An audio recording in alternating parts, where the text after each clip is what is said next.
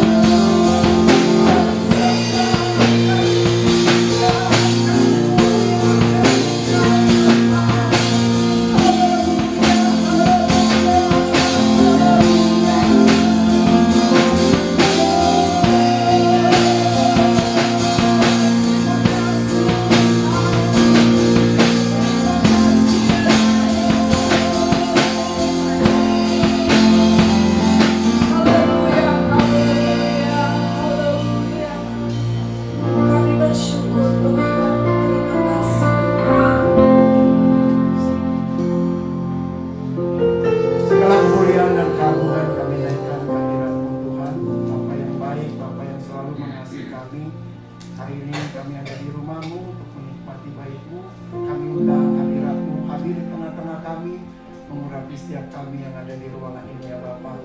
Kami menyerahkan seluruh ibadah ini ke dalam tangan-Mu. Biarlah Tuhan yang beracara, tiap kami boleh mengalami sukacita yang dari Tuhan. Terima kasih ya Bapa, kami menyerahkan seluruh ibadah ini. Dalam nama Yesus kami berdoa dan mengucap syukur. Amin. Amin. Saya percaya kita semua siap memuji Tuhan. Amin. Boleh pandang sekelilingnya, berikan senyum boleh sebisanya. Puji Tuhan. Mari. Bahwa Tuhan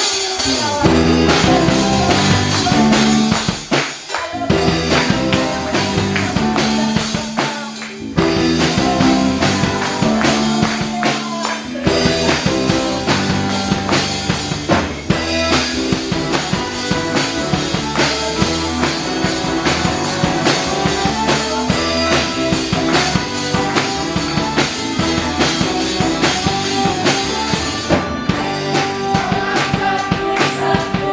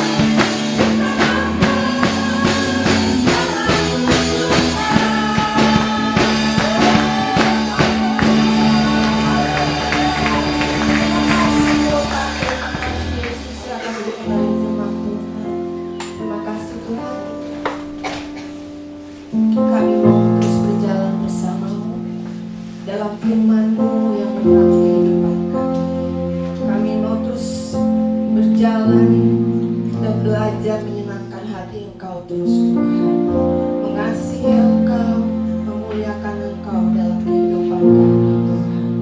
Itulah kerinduan setiap kami Yesus.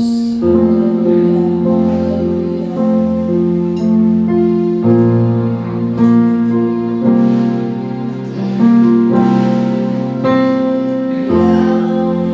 Terutama di dalam hidup ini, tinggi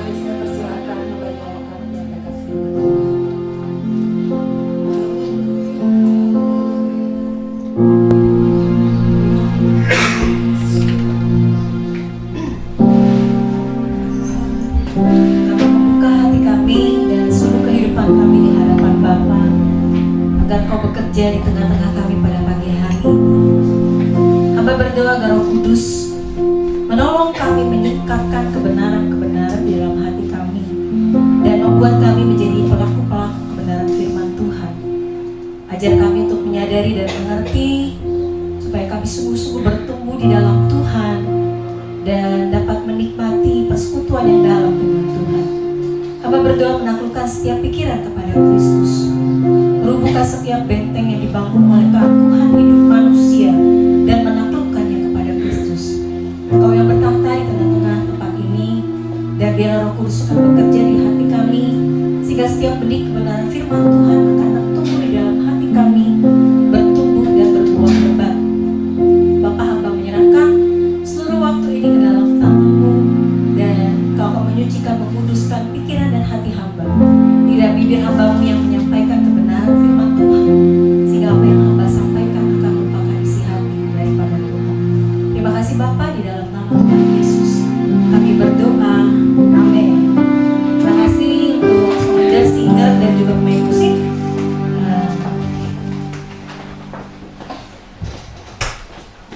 Baik, pada pagi hari ini kita berbicara di dalam bulan Juli ini adalah tentang bersinar. Ya. Kalau Bapak Ibu Saudara ingat, tema ini juga pernah diangkat pada waktu ulang tahun gereja di tahun yang lalu ya, tentang glow up, bersinar. Dan kalau kita belajar, mungkin di minggu yang lalu sudah dibahas cukup dalam ya oleh Bapak Gembala tentang apa sih arti glow up ya, apa arti bersinar. Kata glow up atau bersinar ini merupakan satu kondisi di mana kehidupan gitu ya seseorang, kalau biasanya glow up itu dipakai untuk orang-orang yang usianya udah lebih udah lebih dewasa gitu ya. Diklik dari awal aja Cik. Thank you. Udah lebih dewasa, bukan orang-orang yang masih muda gitu, karena kalau masih muda tuh biasanya mereka nggak dibilang glow up ya. Jadi glow up itu memerlukan proses waktu yang cukup panjang ya, memerlukan jangka waktu yang cukup lama untuk seseorang itu dapat glow up, dapat bersinar. Nah ini Bapak Ibu, kita harus pahami ini dengan sungguh-sungguh. Ayat hari ini, di baik ibadah 1 maupun ibadah 2, saya ambil dari Matius pasal yang kelima, ayat yang ke-14 sampai dengan ayat yang ke-16. Ayat ini akan menjadi dasar bagi kita Bapak Ibu untuk dapat memahami apa sih sebetulnya arti bersinar. Apa terang itu sebetulnya ya, dan bagaimana kita sebagai orang percaya dapat mengerjakan dan melakukannya. Kita baca yuk bersama-sama ya. Saya berharap cukup kelihatan di depan. Kalau tidak terlihat, terpaksa Bapak Ibu harus buka Alkitab, baik itu yang di HP, di tab, atau di Alkitab manual gitu ya, seperti buku ini boleh ya. Di dalam Matius pasal yang kelima, ayat yang ke-14 sampai dengan ayat yang ke-16. Kita akan baca bersama-sama ya dengan suara yang keras. 1, 2, 3. Kamu adalah terang dunia. Kota yang terletak di atas gunung tidak mungkin tersembunyi. Lagi pula orang tidak menyalakan pelita lalu meletakkannya di bawah gantang, melainkan di atas kaki dia sehingga menerangi semua orang di dalam rumah itu. Demikianlah hendaknya terangmu bercahaya di depan orang, supaya mereka melihat perbuatanmu yang baik dan memuliakan Bapamu yang di surga. Bapak Ibu Saudara harus memperhatikan ayat ini. Yang pertama yang Bapak Ibu Saudara harus perhatikan dan betul-betul simak adalah ketika kita, yang pertama nih ya, yang harus benar-benar diperhatikan, ketika kita menjadi terang, ketika kita bersinar, itu bukan Bapak Ibu lakukan supaya menerima keselamatan. Bukan. Loh, kalau gitu kenapa Ibu Lydia saya harus melakukan perbuatan yang baik? Alkitab ngomong, kenapa saya harus menjadi terang? Kenapa saya harus bersinar? Karena Bapak Ibu Saudara sudah terima keselamatan terlebih dahulu. Jadi perhatikan ini. Ya, Bapak Ibu ketika dipanggil untuk menjadi terang, menjadi bersinar, Bapak Ibu itu melakukannya bukan karena mau diselamatkan. Bukan. Karena maka kita sudah diselamatkan di dalam Kristus. Itu yang harus jelas. Kita sudah diselamatkan dulu di dalam Kristus. Kita sudah menerima Tuhan Yesus sebagai juru selamat pribadi. Sesudah kita menerima Tuhan Yesus sebagai juru selamat pribadi, kita punya terang itu di dalam hati kita. Maka di dalam Matius 5 ayat 14 sampai 16 itu Tuhan Yesus memberitahukan kepada kita sebagai orang percaya agar kita menjadi terang dunia. Kita bersinar. Kalau di dalam ayat yang ke-16 itu kita melakukan perbuatan yang baik. Artinya perbuatan baik itu adalah hasil dari keselamatan yang kita terima di dalam Tuhan Yesus. Jadi Bapak Ibu harus jelas dulu ini. Kenapa? Karena kalau tidak, Bapak Ibu akan berpikir, Bapak Ibu Saudara akan berpikir bahwa saya menerima melakukan gitu ya, perbuatan yang baik, saya bersinar, saya menjadi terang supaya saya masuk ke dalam surga. Itu salah. Ya, itu tidak benar. Yang benar adalah kita melakukan perbuatan yang baik. Kita melakukan perbuatan yang memuliakan Bapa di surga karena kita sudah menerima keselamatan. Jadi terima dulu keselamatannya, baru dikatakan kita bisa bersinar. Karena kalau kita nggak mungkin bisa bersinar, nggak mungkin kita bisa menjadi terang, ya. Nah, saya akan lanjut, Bapak Ibu ya. Di dalam Matius pasal 5 ayat 14 sampai 16 ini, ini merupakan bagian skripsi saya waktu saya ngambil S1. Bapak Ibu, saya memberitahukan bahwa di dalam Matius pasal 5 ayat 14, dari ayat 13 saya ambil 13 sampai 16 ini merupakan identitas kita, ya. Jadi menjadi garam, menjadi terang. Setelah kita terima Yesus di dalam hati kita, itu menjadi identitas yang nempel sama kita. Tadi pagi saya bilang seperti KTP, ya, kartu tanda penduduk surga, ya. Jadi kalau Bapak Ibu jadi orang Indonesia, Bapak Ibu akan punya KTP. Kalau Bapak Ibu pendatang, namanya biasanya KITAS kalau saya nggak salah. Jadi surat keterangan atau kartu identitas orang asing, ya. Kenapa? Karena KTP itu, kartu tanda itu menunjukkan kewarganegaraan kita.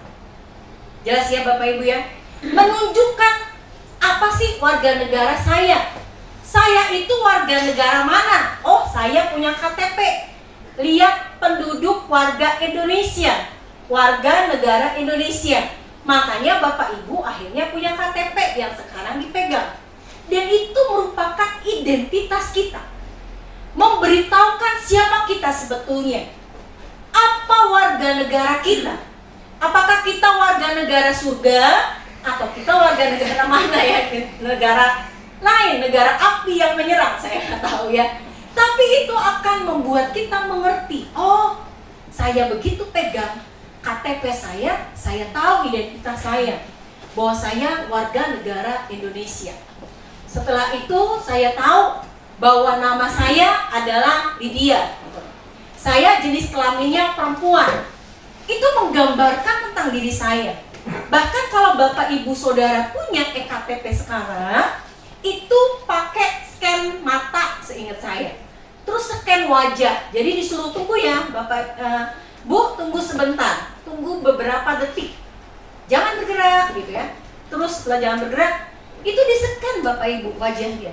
Jadi walaupun ektp saya yang elektronik itu udah 10 tahun yang lalu, saya itu punya garis wajah yang kurang lebih sama dengan si KTP yang saya miliki ya, dari 10 tahun yang lalu dengan yang sekarang, wajah saya sekarang. Ya. Kalau sekarang udah ada lagi pakai mata, di-scan matanya. Supaya apa? Supaya nih kalau Bapak Ibu perlu tahu, di mata itu ada syaraf-syaraf yang membentuk mata kita. Itu setiap orang lain itu berbeda. Ya. Jadi ketika Bapak Ibu punya KTP, punya identitas, itu memberitahukan siapa kita sebenarnya.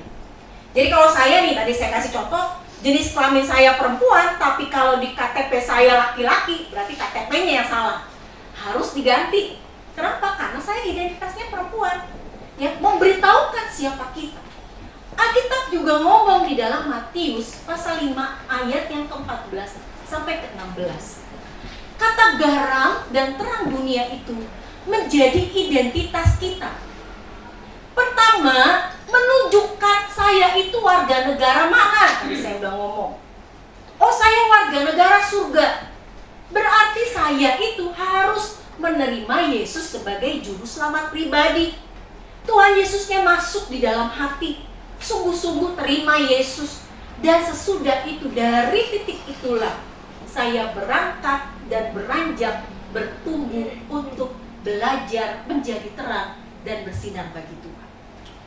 Jadi Bapak Ibu, hari ini saya akan memberikan tahap-tahap, walaupun di dalam di dalam materi yang saya berikan, saya memberikannya seperti ini. Kenapa? Karena ketika kita belajar menjadi terang, ketika kita mau bersinar, Bapak Ibu harus tahu bahwa ada kondisi-kondisi di mana kita bisa meletakkan terang kita di dalam gantang. Alkitab ngomong di dalam ayat 15. Jadi ada kondisi, ada keadaan yang membuat kita ngomong, udahlah, saya nggak mau, saya berhenti jadi terang. Saya nggak mau jadi terang, saya nggak mau bersinar. Entah itu mungkin di dalam situasi, di dalam rumah tangga, di keluarga, atau dimanapun lingkungan kita berada. Apakah situasi itu? Di dalam ayat 15 ngomong gini, lagi pula orang tidak menyalakan pelita lalu meletakkannya di bawah gantang, melainkan di atas kaki dia. Kata cerita ini Bapak Ibu, saya sempat ngomong di beberapa esensi, bahwa kata gantang ini seperti tempayan dari tanah liat. Saya begitu lahir dan saya mulai beranjak dewasa, saya nggak pernah, harus jujur, saya tidak hidup di masa ada tempayan dari tanah liat, enggak. Saya itu udah berubah jadi tempayannya plastik, tapi bentuknya masih tempayan. Tapi pada zaman Tuhan Yesus, kenapa kalimat ini muncul? Karena di zaman Tuhan Yesus ini, orang-orang Israel hidup di bawah penjajahan Romawi.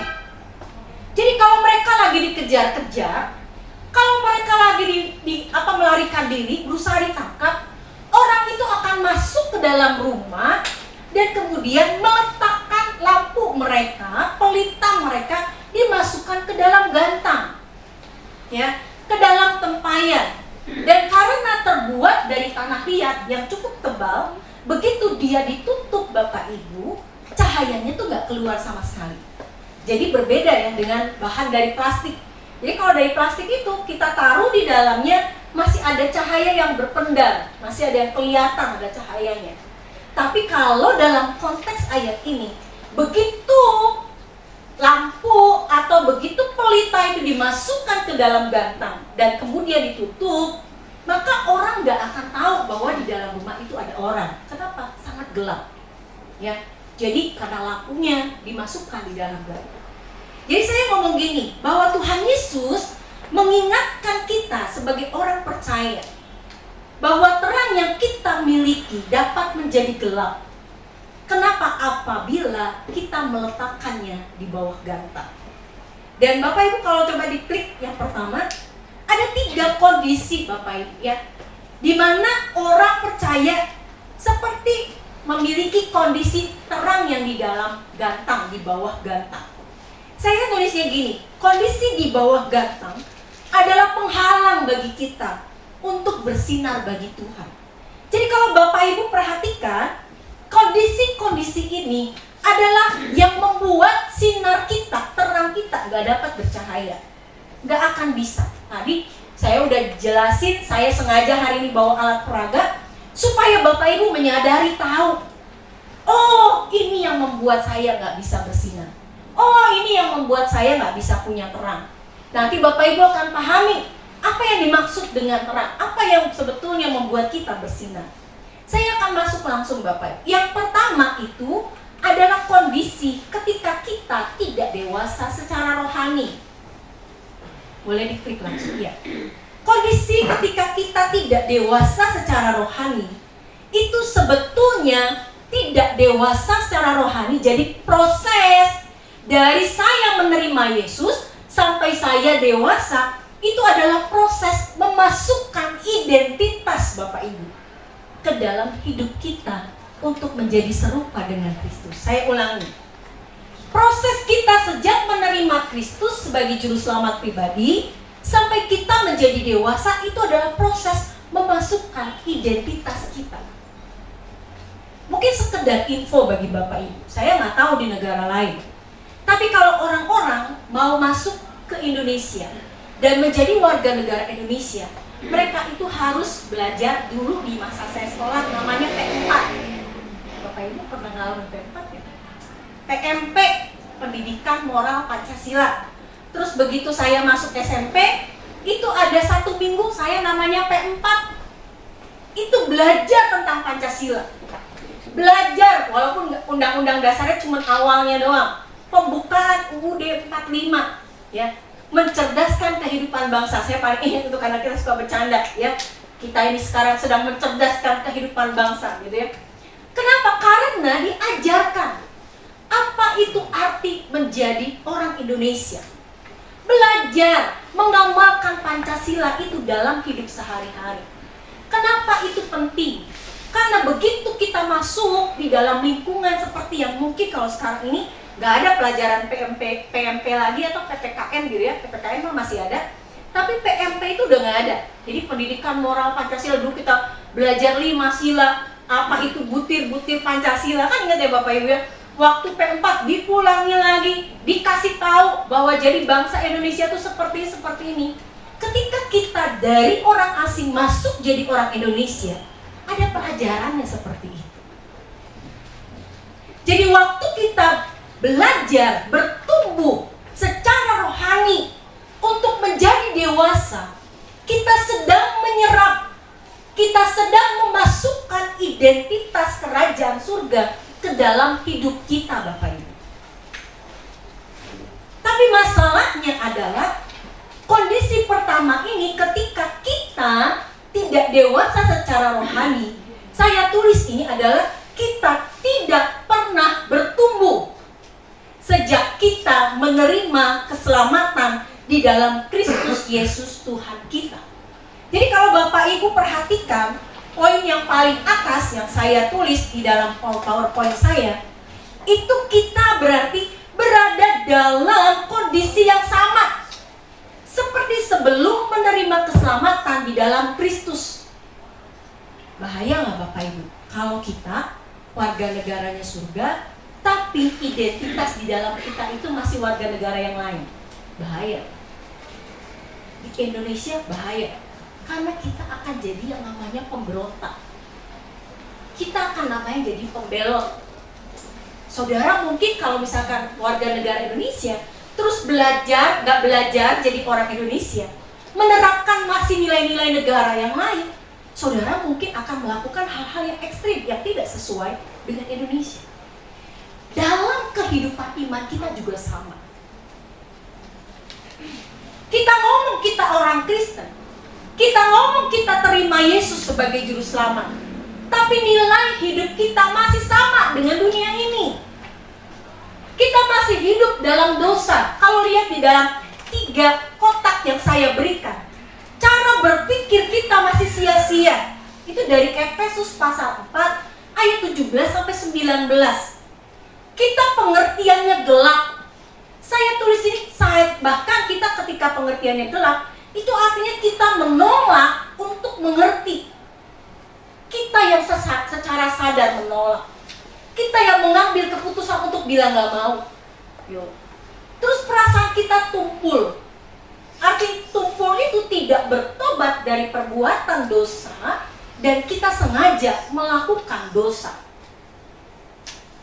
Ngeri gak Bapak Ibu? Ngeri. Kalau Bapak Ibu punya seorang anak, ya Bapak Ibu jadi banyak yang punya anak. Terus anak Bapak Ibu mulai dari lahir bayi, gitu ya. Setelah dia lahir, dia bayi, dia bertumbuh. Tapi yang bertumbuhnya cuma fisiknya. Dikasih pengertian, gak ngerti.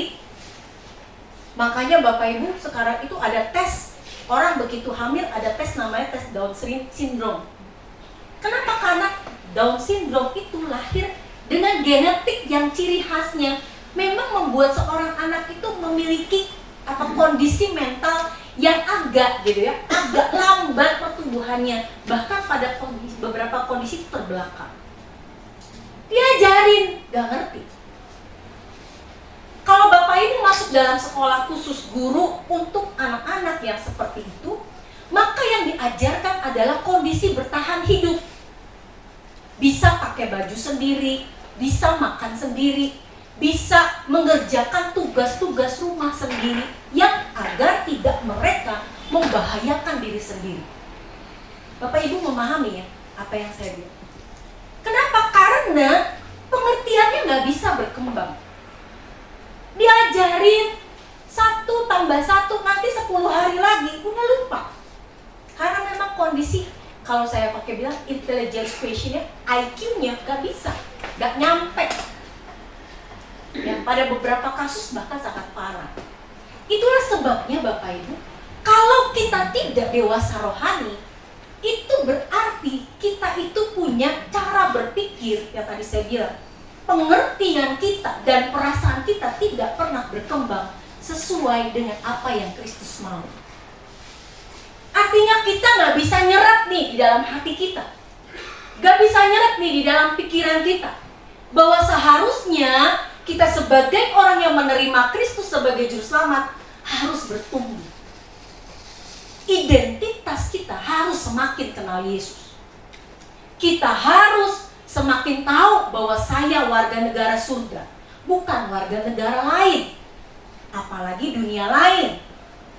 Ya, itu yang membuat kita makanya nggak boleh pakai opo-opo, nggak boleh pakai jampi-jampi, nggak boleh pergi ke dukun, nggak boleh lakukan sana, lakukan sini, pergi ke orang pintar, pergi ke sana, pergi ke sini, seperti mencari pertolongan dari dunia ini. Nggak boleh.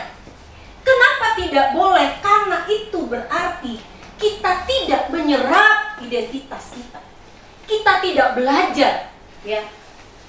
Cara kita berpikir, pengertian kita dan perasaan kita yang tadi saya bilang nggak bertumbuh sesuai dengan apa yang kita kehendaki agar hidup kita sesuai dengan identitas kita sebagai warga negara surga.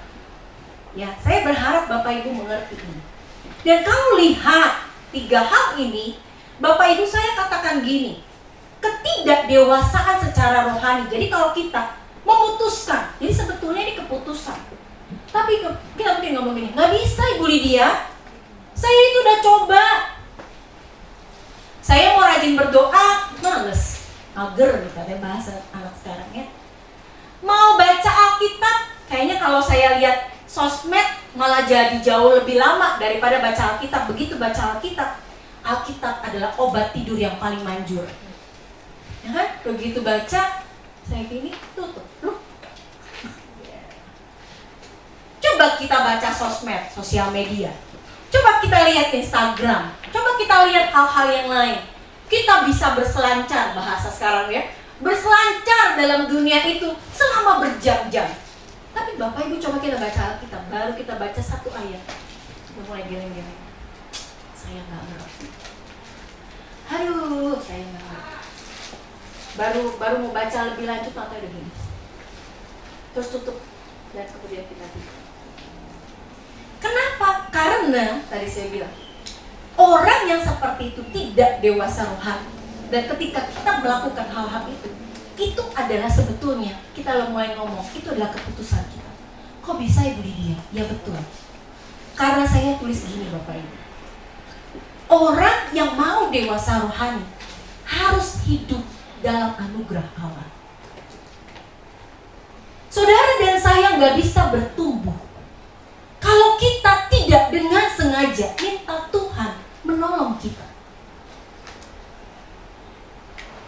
Beberapa hari yang lalu saya bicara dengan satu keluarga Bapak Ibu.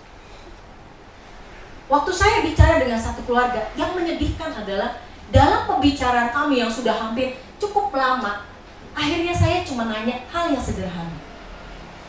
Jadi, udah didoakan belum masalahnya? Gak bisa. Gak bisa berdoa. Saya bilang berdoa gak harus cuma duduk. Saya bilang berdoa gak cuma harus membawa sikap kita, tapi sikap hati kita lebih utama. Saya bilang bagaimana kita mau jadi keluarga ini mengalami masalah yang sangat berat menurut saya. Udah dua-duanya gak bisa ngapa-ngapain, udah males ngerjain segala sesuatu. Kalau ditanya, jadi kalau bekerja gimana? Aduh udah males, udah gak bisa, capek. Saya capek kalau suaminya, saya capek ngorder-ngorder kayak gitu, capek. Jadi gak kerja, gak bisa ngomong. Terus saya ngomong sama istri, itu sekarang gimana? Di rumah tangga, dirapiin rumahnya. Iya sekerjanya, capek, gak bisa gitu. Sampai sedihnya luar biasa. Saya cuma ngomong sederhana saja. Saya cuma ngomong, udah pernah minta tolong gak sama Tuhan? Saudara ingat waktu saya khotbah tentang bangkit. Saudara ingat ini, kita nggak bisa bangkit kalau bukan Tuhan yang membangkitkan kita. Saya mau dorong, saya mau pakai gerobak, saya mau bahasa Sunda saya suntrungin, judul gitu. Nggak bisa bergerak Bapak Ibu. Saya mau sepinter apapun omongan saya, semotivator apapun yang kelas dunia yang ngomong, gak bisa membuat kita berubah. Kita membutuhkan anugerah Allah.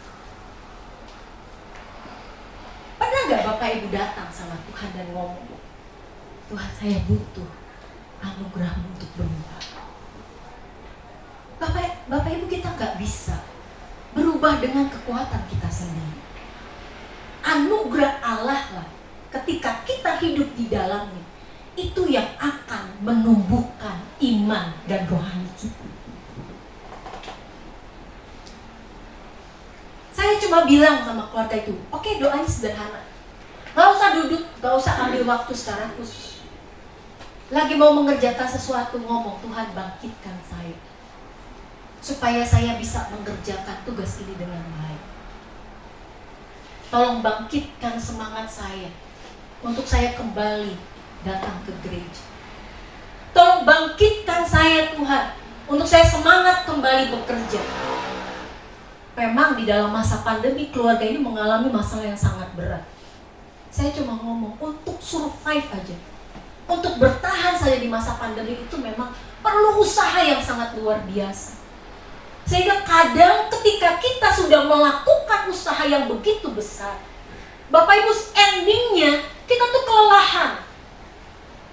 Dan Bapak Ibu tahu bahaya banget lelah. Kelelahan tuh sangat bahaya. Alkitab ngomong Daud itu jatuh ke dalam dosa bersama Batsyeba.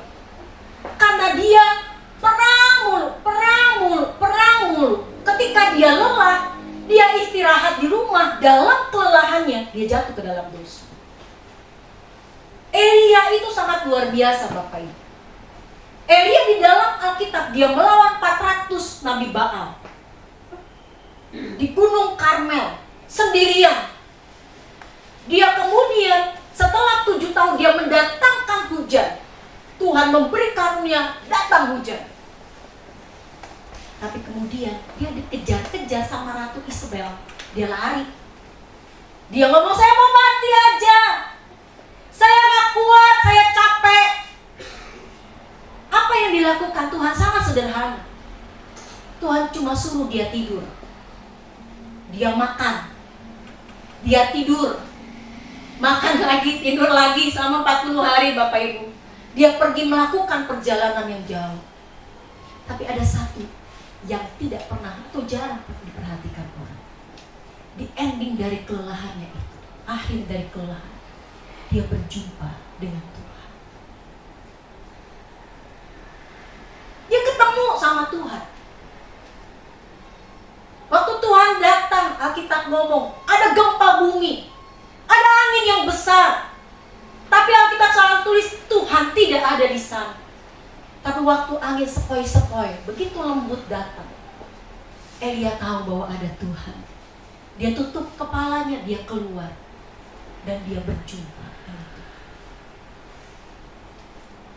Bapak Ibu Saudara, untuk dewasa rohani, seperti yang tadi saya bilang, kita butuh hidup dalam anugerah Allah. Kita bukan hidup dengan kekuatan kita sendiri. Kenapa? Karena ketika kita hidup dengan kekuatan kita sendiri, kita tidak akan pernah mampu menjadi seperti Kristus. Kita harus semakin bergantung kepada Dia. Kita harus semakin dekat, nanti di bagian yang kedua, melekat dengan Dia. Tapi saya mau akhiri ini Bapak Ibu. Ketika kita tidak dewasa secara rohani, maka ketidakdewasaan kita akan melumpuhkan iman kita. Jadi jangan pernah salahkan. Kalau kita setiap punya masalah, ketika kita sakit, kita tuh selalu marah-marah sama Tuhan. Kita teriak-teriak kehel gitu ya, sampai kayak gondok di dalamnya. Kenapa Tuhan gak tolong saya?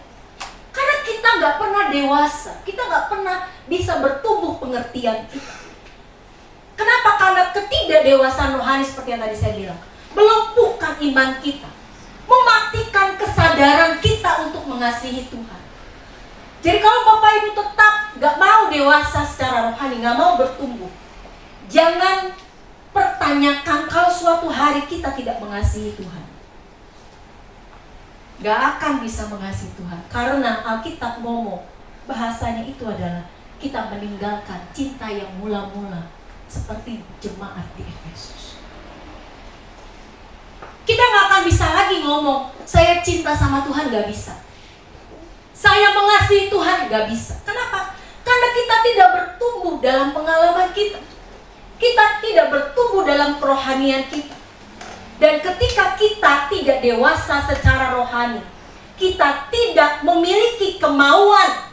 Gak mau Bapak Ibu, didorong pakai apapun, dipromosikan bagaimanapun, dikasih tahu ada ibadah doa, dikasih tahu ada esensi, dikasih tahu bahwa ada kegiatan ini, kita cenderung tidak mau ikut. Kenapa? Karena memang kita nggak rindu. Itu fakta. Kita tidak bisa menjadi terang dan bersinar bagi Tuhan. Apakah kita menyadari Bapak Ibu, bahwa ketika kita tidak dewasa secara rohani, membuat kita tidak dapat bertumbuh dengan benar ke arah Kristus. Karakter dan sifat kita tidak berubah menjadi dewasa, dan kita tidak memiliki kemauan untuk mengasihi Tuhan. Kita tidak rindu bersekutu dengan Tuhan. Saudara tahu, perubahan nyata itu terlihat dari 3 hal ini.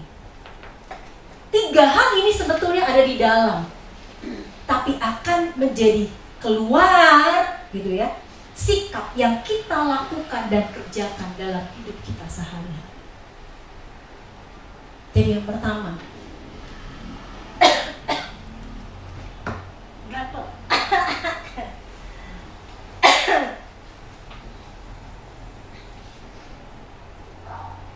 Izinkan saya minum dulu.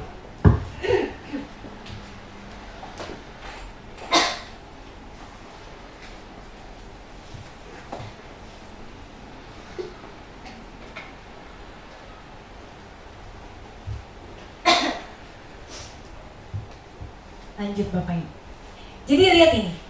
Apakah kita menyadari bahwa ketika perubahan nyata itu ada di dalam, lihat ini, dalam pikiran kita, di dalam pengertian kita, di dalam perasaan kita, akan keluar menjadi sikap yang kita lakukan dan kerjakan dalam hidup sehari-hari. Artinya ini begini Bapak Ibu. Kita pernah punya anak, atau kita udah punya anak, atau Bapak Ibu pernah jadi seorang anak. Ketika kita jadi anak-anak masih kecil gitu ya, kita pengertiannya ya jadi anak-anak seperti si Korintus ngomong. Kalau saya punya anak masih bayi, dia cuma bisa gitu kan. Dikasih tahu, jangan itu ya, jangan nangis ya. Kalau dia mau nangis, nangis. nggak bisa diberhentiin. Makanya ada cerita Bapak Ibu, ketika suku India itu mau melarikan diri karena dikejar-kejar, dikepung sama orang dari Eropa gitu ya, orang kulit putih. Mereka itu harus pergi malam-malam. Mereka satu kampung, ya satu suku melarikan diri. Waktu melarikan diri naik perahu gitu ya, naik perahu, tiba-tiba ada bayi yang nangis. Nangisnya keras. Maminya udah tepuk-tepuk, gak bisa. Disusuin, gak bisa. Tetap nangisnya keras. Dipegang, wah gak ada apa-apa, tapi nangis terus. Padahal kalau mereka ini tangisannya ini gak diberhentiin, mereka itu semua akan mati, ditembak. Karena sepanjang itu adalah perkemahan orang kulit putih yang akan menembak, menghancurkan mereka. Bapak Ibu tahu apa yang dilakukan ibu itu? Ya, agak jahat sih. Dicelupin palanya ke air supaya seluruh suku itu selamat menyeberang melewati perkemahan. Bayi gak bisa dikasih mengerti, gak bisa dikasih tahu, gak bisa diajarin. Udah dibilangin jangan nangis, nangis, ditepuk-tepuk, tendang kamu nangis. Akhirnya ya tadi mau ngomong, celupin palanya, bayinya itu meninggal. Tapi seluruh suku itu selamat menyeberangi. Bapak Ibu ngerti nih? Lihat ini. Kenapa kalau kita mengerti, dikasih tahu contohnya, anak kecil dikasih tahu, jangan dia main air panas. Tapi setiap lihat air panas dia celup-celupin tangannya, pasti kita udah kebakaran jenggot. Aduh, udah dikasih tahu, gak boleh main air panas, melepuh lagi. Pusing gak Bapak Ibu? Pusing, ya kan? Tapi kalau hidup dan iman kita juga melakukan hal yang sama, itu akan membuat kita gak bisa bergerak Bapak Ibu. Saya akan keluarkan ya alat peraga saya satu persatu dulu. Ya, saya bawa beberapa alat peraga Bapak Ibu supaya lebih memahami dan mengerti yang baik. Jadi kalau Bapak Ibu sudah menjadi jemaat di gereja sidang jemaat Allah lebih dari 10 tahun, saya lupa waktu itu ada yang pernah ngasih nyumbang souvenir ini pas Natal. Kami cuma punya terakhir satu-satunya karena yang lain kesenggol sama tikus. Ya Bapak Ibu. Tapi ini menggambarkan tentang perang. Bapak Ibu, kalau kondisi pertama itu, ketika kita dewasa rohani itu bicara tentang apa tadi saya bilang, harus mau hidup dalam anugerah Allah. Kalau saya punya lampu ini, saya gak pernah nyalain. Saya bilang, gak mau saya nyalain. Gak bisa, stop kontaknya rusak. Gak akan nyala Bapak Ibu. Kedewasaan rohani bicara tentang kita menyalakan tombolnya. Ini bukan sulap, bukan sihir, dan saya gak lagi promosi lampu. Tombolnya harus dipencet. Kita harus bergerak untuk menjadi dewasa. Harus punya kemauan. Kalau kita gak punya kemauan, kita gak mau lakukan apa-apa, gak akan bisa.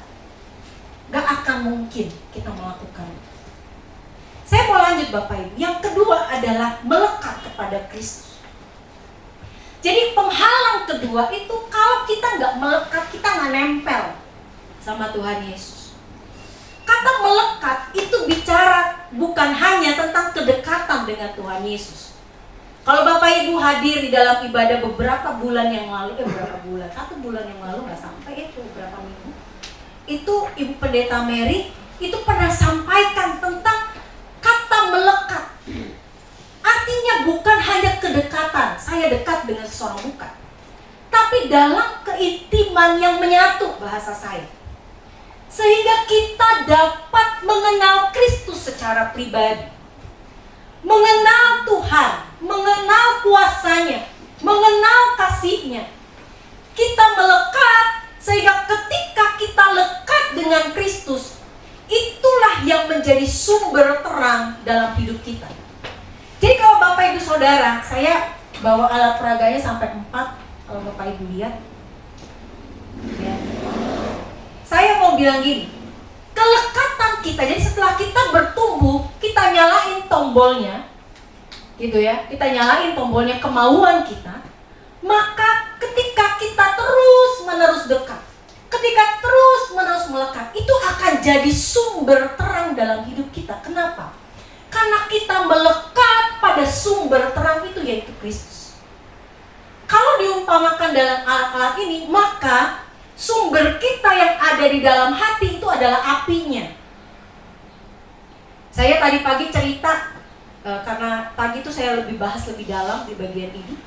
Saya bilang bahwa kalau lampu ini saya bawa kemanapun, tetap nggak akan nerangi. Kenapa Bapak Ibu? Ayo, kenapa?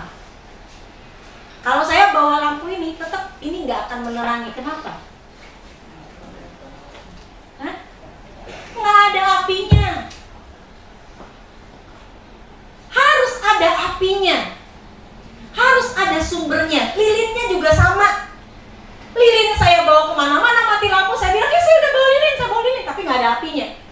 Terang nggak? Enggak. Saya bawa lampu ini, saya bawa lari-lari, mati lampu ya, saya bawa nih, tapi apinya nggak ada. Nyala nggak? Nggak nyala.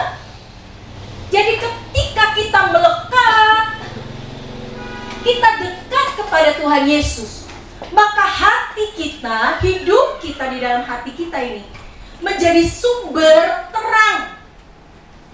Ini loh terangnya, apinya nyala di dalam lampu. Kalau di dalam alat ini ya lampunya, makanya lampunya bisa putus. Ini juga sama, ada lampu, ada pemantik di dalamnya yang membuat terang itu nyala. Kita butuh apinya Bapak Ibu.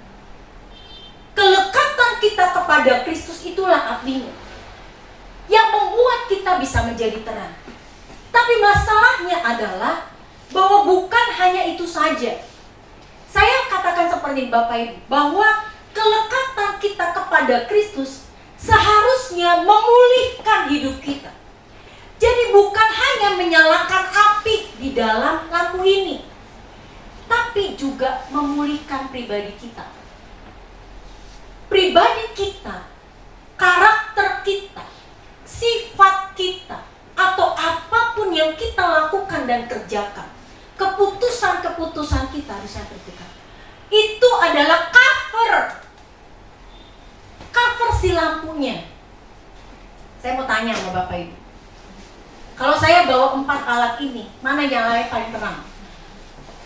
Kan saya udah bilangnya saya nggak promo. Mana yang menyala paling terang? Yang mana? Ayo, yang mana ayo? Yang mana? Urutin, coba diurutin. Yang menyala paling terang yang mana? Yang lampu yang ini, yang bohlam. Terus?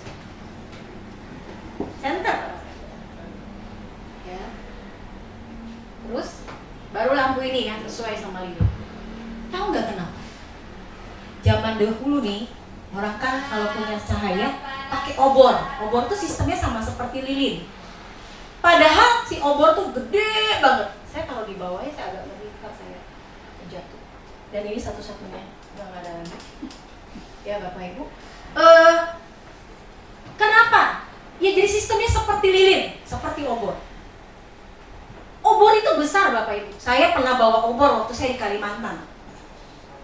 Saya pelayanan di Kalimantan, nggak ada lampu, nggak ada listrik. Masuk hutan jam 12 malam, horor. Hanya depan dan belakang yang bawa obor, dan saya di tengah-tengah aja, paling tengah, nggak mau paling depan, nggak mau paling belakang, takut ya. Karena di Kalimantan tuh ada beberapa tempat yang mereka itu nggak ngubur mayat, jadi mayatnya ditaruh di pinggiran hutan gitu ya, agak-agak di tengah gitu, jadi cuma ditaruh gitu aja. Jadi saya udah takut, nggak boleh lihat gitu ya, harus jalan gitu. Tapi Bapak Ibu tahu, sebesar apapun obornya, itu terangnya ya cuma segitu-segitu dibandingkan sama ini. Kenapa? Karena setelah dipelajari sama orang, orang itu kemudian berkembang buat lampion. Lampion itu penutup Bapak Ibu. Penutup itulah yang membuat terang kita menjadi bersinar. Saya bawa lilin ini sama ini, lebih terang ini Bapak Ibu. Kenapa? Karena ada penutupnya ini loh.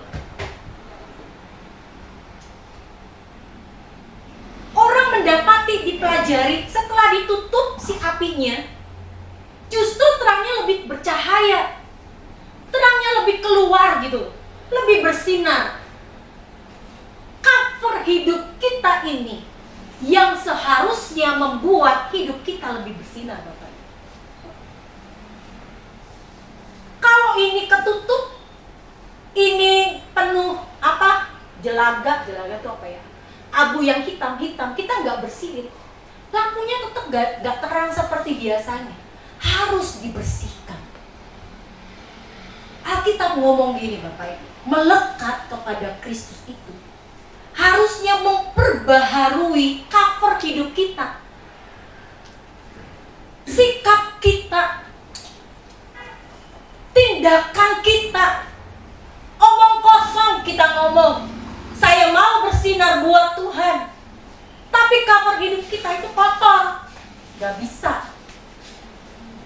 Dan kenapa kalau Bapak Ibu lihat ini lebih terang sama ini juga lebih terang daripada yang tadi? Karena covernya ini nih, si kacanya gitu, kalau bahasanya ini, kacanya itu, dia itu lebih difokuskan, lebih tajam. Kalau yang ini Bapak Ibu tahu ini proses untuk menjadi bohlam.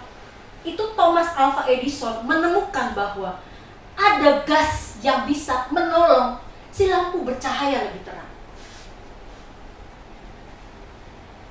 Gas itu biasanya namanya fluor gitu ya. Kalau fluoresen, makanya kalau ada lampu neon, itu ada gasnya Bapak Ibu. Ini dalam itu juga ada gasnya.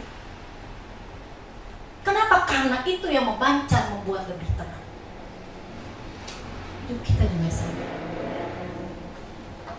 Tadi saya bilang ya, kalau kita yang tadi kedewasaan itu bicara, kita mau nggak? Kalau kita nggak mau, di bawah-bawah tuh lampu kagak nyala Bapak Ibu. Kalau kita nggak mau, itu terangnya itu, apinya nggak akan pernah ada. Kenapa? Karena kita nggak nempel sama Tuhan, kita nggak melekat. Dibawa lampunya, dibawa lilinnya, tapi kita nggak pernah minta sama Tuhan untuk si terangnya itu ada, nggak bisa. Dan untuk bersinar, cover hidup kita juga harus terbaru. Maka jangan pernah tanya Bapak Ibu, kenapa sih saya itu contohnya, kalau saya punya janji dengan seseorang itu harus ditepati. Karena ketika kita menepati janji, Amsal ngomong, walaupun kamu rugi, tepati janjimu. Karena ketika kita menepati janji, itu bicara tentang cover hidup kita, luarnya. Orang akan tahu, oh itu tuh identitasnya tuh, KTP-nya orang kerajaan surga, miliknya Kristus, jelas Bapak Ibu, kelihatan, gak usah diomongin apa. Ya. Dan yang ketiga, saya lanjut aja ya, nanti Bapak Ibu baca ayatnya. Yang ketiga itu bicara tentang misi. Kalau kita nggak peduli terhadap misi Tuhan. Jadi begini Bapak Ibu, misi itu bicara, saya jelasin dulu sedikit, terus saya akan kasih gambaran. Misi itu adalah sikap memperhatikan, lahir dari kecintaan yang mendalam terhadap Tuhan. Dan misi itu bicara tentang langkah kita untuk membawa terang itu kepada orang lain. Dan Bapak Ibu, saya kasih gambaran gini. Kalau kita sudah bertumbuh, dewasa, menjadi serupa dengan Kristus, artinya kita mau berhubungan dengan Tuhan, kita nyalain lampunya. Ketika kita melekat kepada Tuhan, si lampunya terangnya itu nyala. Cover hidup kita semakin diperbarui, jadi terangnya bersinar. Tapi misi itu bicara, saya bawa terangnya, itu datang kepada orang yang membutuhkan. Mata saya melihat, oh ini ada yang membutuhkan, saya akan datang bawa terang saya ke situ. Saya akan bawa kepada orang lain di sekeliling saya. Itulah sebabnya tadi saya bilang, orang yang mau jadi terang dan bersinar bagi Tuhan itu gak bisa, enggak. Dia pasti harus rindu melayani. Dia rindu, dia cinta pekerjaan Tuhan. Kenapa? Karena dia punya terangnya itu sudah bersinar Bapak Ibu. Gak mungkin sinarnya dikekepin sendiri, ditelan sendiri, gak mungkin. Kalau orang yang punya sinar seperti ini dikekepin sendiri, kepanasan dia. Panas, makin lama makin panas ini. Orang yang udah melekat sama Tuhan, dan dia nyala lampunya, mau dia nyalain lampu, dia akan bawa terang itu kepada Tuhan. Bapak Ibu tahu, kalau kita tidak peduli kepada misi Tuhan, tidak peduli kepada orang-orang sekeliling kita, karena kalau Bapak Ibu perhatikan, misi itu berarti melihat pada sekeliling kita. Maka Bapak Ibu harus tahu, ketidakpedulian itu akan mematikan hubungan kita dengan Tuhan, mengeringkan visi tujuan hidup kita, dan merusak langkah-langkah kita untuk membawa terang itu kepada orang. Ada salah satu alasan Bapak Ibu, ini share curhat dikit aja. Kenapa sih di tengah-tengah, kadang di tengah-tengah sibuk gitu ya, kesibukan, aktivitas gereja dan sebagainya, tetap sekolah minggu itu contohnya bikin SIL. SIL itu sekolah Injil liburan. Itu kita berharap Bapak Ibu sebetulnya, supaya anak-anak sedari kecil mereka kenal Yesus. Padahal kalau bikin, ya agak bongkar dikit, kalau bikin SIL itu repot nggak? Repot Bapak Ibu. Persiapannya pertama cari tempat, kalau nginep kita ya. Kalau nginep itu cari tempat. Setelah cari tempat, kita udah dapet, kita booking, contohnya berapa hari, harus tetapin tanggal yang tepat. Karena kita mau sebanyak anak untuk harus ikut. Terus kita harus bikin susunan acara. Bukan hanya bikin susunan acara, kita mulai berdoa untuk tema. Kita mulai berdoa supaya anak-anak diubahkan. Kita berdoa supaya anak-anak itu ketemu sama Tuhan. Kita berdoa supaya mereka diselamatkan. Mereka sungguh-sungguh tahu tujuan hidup mereka. Jangan sampai mereka bertumbuh, tapi mereka nggak tahu kemana mereka mau melangkah. Banyak orang di luar sana, ini beneran Bapak Ibu. Orang di luar sana ngomongnya anak muda nih ya, anak muda ngomongnya Kristen, pergi ke gereja, tapi depresi berat, harus minum obat pink. Pink itu saya pernah dikasih sama dokter waktu saya pusing luar biasa. Sekarang juga dikasih lagi karena lagi vertigo. Tapi itu obat cuma minum setengah atau seperempat. Tapi berapa banyak ini akal Bapak? Orang muda di luar sana, dia depresi, tekanan berat dalam hidup. Kalau kita lagi effort, lagi bikin usaha yang keras, bikin SIL, lebih capek nggak? Lebih capek. Bikin acara, tulis games, bikin kerjasama supaya mereka, tanda kutip nih, ketika karakter mereka keluar, sifat-sifat mereka keluar, itu dibentuk Bapak Ibu. Kalau nginep itu lebih seru. Karena kadang ada masalah-masalah yang timbul gitu ya. Masalah yang timbul terus kita ajarkan mereka untuk menyelesaikan masalah. Dengan caranya Tuhan maksudnya. Dengan cara rohani. Kadang kita orang tua kan takut. Oh kalau anak saya retret, nginep, mau jadi apa? Takut saya terjadi sesuatu, nggak usah takut.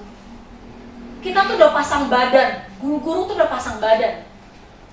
Ada yang cuti, ada yang segala macam. Tapi pasang badan itu artinya kita tuh siap dengan segala resiko. Biasanya kalau udah menjelang hari itu, kita udah kurang tidur. Bukan hanya nyiapin orang-orang yang bersedia masak, nyiapin orang-orang yang bersedia nyiapin makanan, menyiapkan orang-orang yang bersedia tanda kutip merawat dan mengasuh selama di sana. Jadi ibu sementara. Dan bukan hanya itu Bapak Ibu, ada banyak usaha di sana. Kenapa? Loh, bawa terang itu pada anak-anak.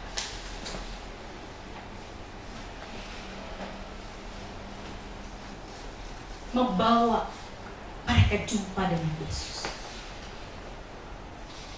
Membawa mereka mengasihi Tuhan. Dan kita berpacu dengan waktu. kami agak sedih Bapak Ibu. 3 tahun selama masa pandemi kami nggak bisa mengadakan SIL. Karena dari SIL itu dihasilkan orang-orang muda yang kuat dan beriman sama Tuhan. 3 tahun kosong itu harus jujur saya, seperti ada garis yang putus. Ini sekarang mulai lagi dari awal, dari nggak nginep dulu. Lagi ngajarin bekerja sama. Ngajarin mereka hidup sebagai keluarga Allah. Ngeblend satu dengan yang lain. Kenapa Bapak Ibu? Tadi saya bilang, membawa terang itu kepada mereka. Apa yang kita bisa lakukan buat Tuhan? 3 hal ini harus dilakukan secara full. Omong kosong buat saya. Kita nyalain lampunya, kita mau dekat dengan Tuhan. Kita bertumbuh di dalam Tuhan, tapi terang kita nggak pernah bawa ke siapapun. Gak mungkin Bapak. Kita pasti rindu melayani Tuhan. Kita pasti rindu supaya pekerjaan Tuhan dimanapun berada itu mulai berkembang bagi kemuliaan Tuhan. Seandainya pun Bapak Ibu yang tadi saya bilang, kita nggak bisa lakukan apa-apa, berdoa Bapak Ibu. Berdoa yang tadi saya bilang, nggak usah selalu harus kita duduk, walaupun ada waktu kita duduk di bawah kakinya Tuhan. Tapi waktu kita bergerak, kita jalan, kita melakukan aktivitas, kita sedang berhubungan, connect dengan Tuhan dan bilang, kalau saya untuk menjadi terang dan bersinar bagi Tuhan. Berdiri bersama-sama dengan saya Bapak Ibu. Kita nyanyi lagu yang saya sudah siapkan.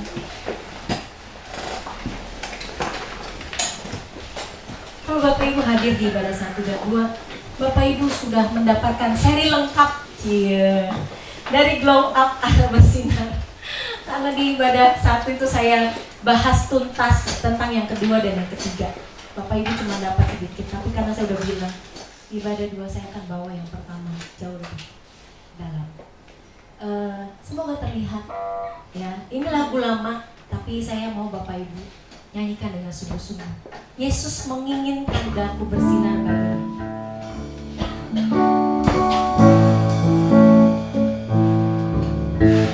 Yesus menginginkan daku bersinar baginya.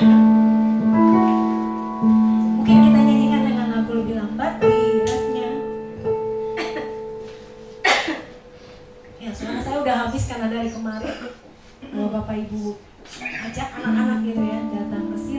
ku berada, terbiasa ya dari pagi sampai siang, terus di sore juga saya ada di youth, kemudian pagi tadi saya khotbah dan sekarang. Jadi sisa-sisa suara saya karena belum disetok lagi ya di gudang. Tapi kita datangin sama Tuhan. Saya berharap satu aja, Bapak Ibu rindu bertumbuh semakin kenal Dia. Kita harus mau nyalakan tombolnya, karena kalau enggak terangnya nggak akan nyala. Kalau di gereja ada kegiatan, ikutlah Bapak Ibu. Karena kalau gereja bikin itu bukan karena kurang kerjaan, percaya deh sama saya, kerjanya udah banyak. Tapi karena jujur saya rindu Bapak Ibu bertumbuh mengasihi Tuhan. Bersinar dalam arti harafiah, menyalakan tombolnya. Langkah yang selanjutnya itu harus Bapak Ibu mungkin kalau nanti ada videonya yang ibadah satu tonton supaya Bapak Ibu melekat sama Kristus, menyalakan lampu dan membersihkan si bagian luarnya dan kemudian membawa kepada orang-orang sekitar kita. Kenapa? Karena itu identitas kita. Ketika kita bersinar, kita sedang menjadi serupa dengan Kristus. Kita sedang memberitahu sama dunia lain bahwa kita warga negara surga. Nyanyi lagu ini dengan lembut di bagian refnya. Saya nggak tahu bagaimana caranya supaya pelan-pelan karena saya tahu iramanya memang seperti itu. Tapi ngomong, ingatkan kita bahwa itu kehendak Yesus dan saya mau bersinar terus. Miliki kerinduan yang dalam dengan Tuhan, bertumbuh terus dengan Dia. Sekalipun mungkin di masa ada masalah, ada pergumulan, datang sama Dia karena Tuhan sanggup menolong kita. Kita nyanyi ya lagu ini, refnya.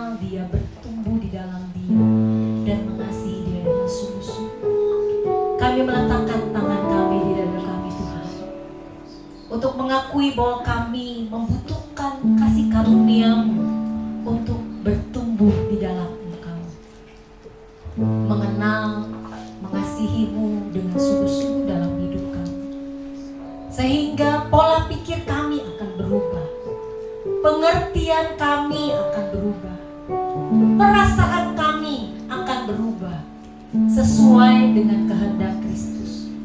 Kami mau identitas kami sebagai warga negara surga terlihat jelas dalam hidup kami. Identitas kami untuk menjadi serupa dengan Kristus dapat terlihat melalui perkataan dan perbuatan kami, setiap keputusan dan tindakan kami. Dan hari ini Tuhan, kami mau melakukannya bukan supaya kami masuk dalam surga, tapi supaya kami dapat memancarkan terang Kristus yang sudah kami terima di dalam hidup dan hati kami. Hamba berhenti berbicara Tuhan, tapi biarlah kebenaran firman-Mu akan tertanam di dalam hati kami, bertumbuh, berbuah lebat, sehingga kami menjadi orang-orang yang rindu untuk mengenal dan mengasihi Tuhan. Di dalam nama-Mu kami berdoa. Nanti saya minta untuk Ibu Pendeta berdoa, memberikan berkat. Haleluya.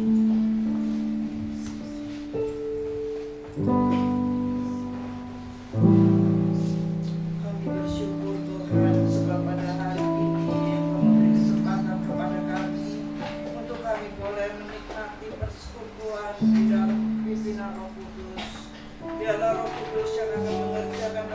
menyambut firman Tuhan di dalam kehidupan kami, karena Engkau menghendaki kami menjadi sinar dalam dunia ini. Karena seperti pujian ini mengatakan, itulah yang Kau kehendaki, kan bersinar terus. Tuhan, pakailah kami masing-masing sebagai alat dalam tangan Tuhan. Karena kami yang sudah diselamatkan, kami yang sudah dipilih oleh Tuhan menjadi anak-anak Allah, dan Engkau menjadikan kami terang dan garam dalam dunia ini. Pakailah kami Tuhan. Inilah hidup kami serahkan seluruh hidup kami ke dalam tangan Tuhan. Berkatilah ya Tuhan apa yang kami kerjakan. Apabila kami mengalami kegagalan, kami punya Tuhan yang berkuasa, Tuhan yang memperhatikan. Biarlah kami berseru kepada Tuhan, karena Engkau selalu memanggil kami, marilah datang.